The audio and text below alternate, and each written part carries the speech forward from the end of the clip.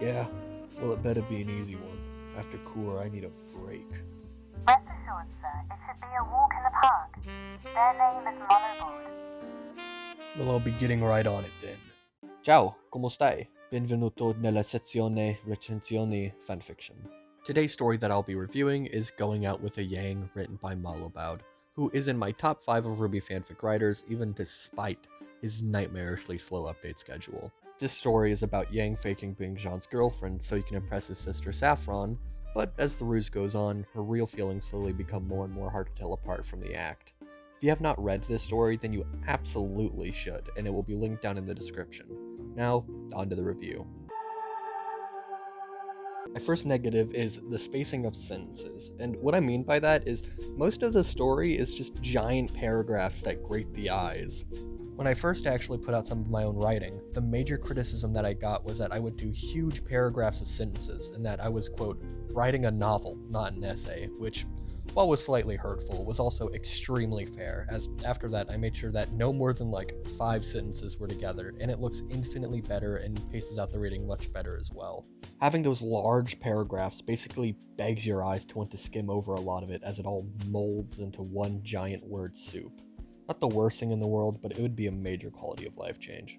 Second criticism, how oddly Yang acts near the end of the story.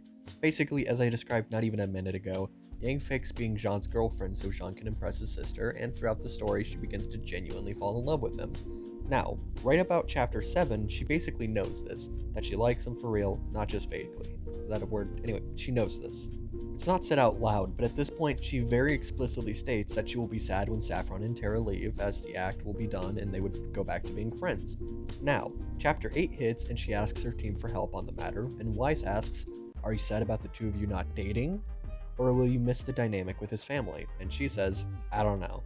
Which makes zero fucking sense considering she is actively lovey-dovey with Jean away from Jean's family and is actively lovey-dovey in front of their friends, including Weiss, so I'm not sure why she would even feel the need to ask that.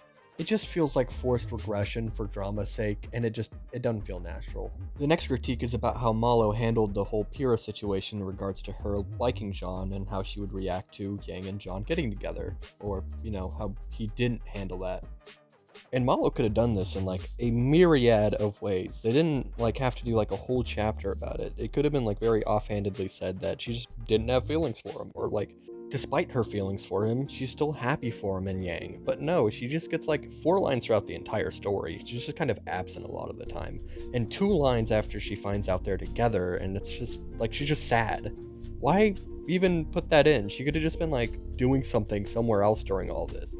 Last critique is the state of their relationship by the end. Now, they do get together. This isn't a rent-a-girlfriend situation, but throughout the entire story, they have a very cute, well-written relationship with adorable dialogue, which flows so perfectly.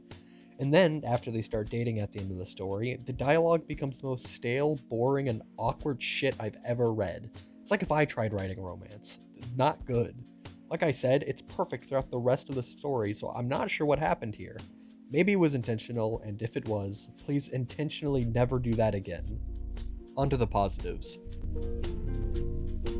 Let me just rattle them off real quick. The dialogue, length, characters, pacing, concept, Dragon Slayer, the fact that there's a sequel, kinda. On the sequel, it's not like a whole sequel, it's just a single chapter that comes at around 13,000 words, but I'm not going to be discussing it today for 2 reasons. One, if Malobaud wanted this to be a package with the first story, he could have just added another chapter, and 2, it's pure smut. Okay, in depth on the positives. Dialogue. It's hard to describe good dialogue, but it is easy to give an example. This. It flows so nice. It feels so human. There's just some beautiful quality to it that just allows you to imagine the characters and what they're doing as they say it. Especially whenever they're meeting Saffron and Tara. The 4 of them just constantly teasing each other is so peak. Also, no diss on Kur, but dude, after reading some of Malobaud's stuff again, it's just so nice to see how in character all of this is. Rwby trying to stalk the 2 of them while they're on a date to find out what's going on, Blake not giving a single shit about any of it. It's so good. Oh, in the length. It's so nice after Kur reading a story that isn't a minimum of 200,000 words long. It ends when it needs to, and it's concise, but not bare bones. It so nicely spaces out the progression of the relationship, not feeling too quick, but still allows for fun romance throughout via them fake dating for the majority of the story. And while yes, the concept of fake dating turning into real love has been done before, I think it being done in Rwby is so inspired. I think it's done well enough to look past its originality. And Dragon Slayer, it's so peak. Personally, I'm more of a Nightshade man myself, but damn, it is done well here. I just wish that we got more of them, actually dating. Their chemistry is good throughout the entire story, and the fact that it ends before we can get more of it just kind of blows. Give me more of Yang constantly teasing Jean, and give me more of Jean constantly surprising Yang with how loving and thoughtful he is. Give me 400,000 words of this shit, injected into my veins!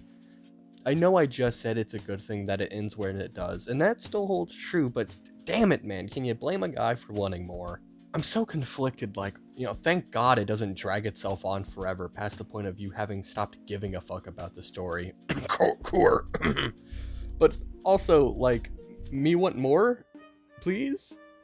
Tis good and bad, which is why I'm putting it as the last thing I'll be talking about today. So yeah, all of these things come together to make an amazing romance story that doesn't waste your time and executes its premise perfectly. If you're into Jean X Yang, it is a perfect story to indulge in, though sadly it is the only Dragon Slayer fic by Mullaboud. There's technically Medieval Reprieval, but that's not finished, so yeah. While it does have minor issues, it is more than worth the reading, and I'll say that about all of Mullaboud's works. I'd give it a solid 8.5 out of 10. He has 77 stories up, which I'll be reviewing both on their own and mega reviews, as the majority of them are really short. This was the review. If you liked it, like it, and if you disliked it, dislike it, and if you have any fics that you'd like for me to review, please comment them down below. Arrivederci, buona giornata. This was Fanfic Review.